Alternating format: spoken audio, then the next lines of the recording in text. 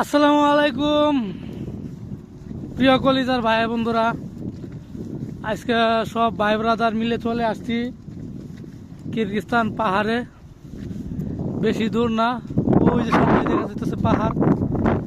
তো এখানে আবার এটি মনে হয় গম না ভাই, এই যে পিছনে গম চাষ করা হয়েছে। এই ক্ষেতটা হাল চাষ করছে, চাষ করবো, পানি দিব। তো অনেক দূর হাঁটতে হাঁটতে চলে আসছি, আর কিছুক্ষণ হাঁটলেই হয়তো আমরা পাহাড়ের চূড়ায় পৌঁছাবো। কাজ কাম তো নাই, অনেক দিন যাবৎ বন্ধ চলতেছে। বর্তমানে কিরগিজস্তান ডাল সিজন, ফ্যাক্টরি বন্ধ, এই জন্য এক এক দিন এক এক জায়গায় ঘুরতেছি।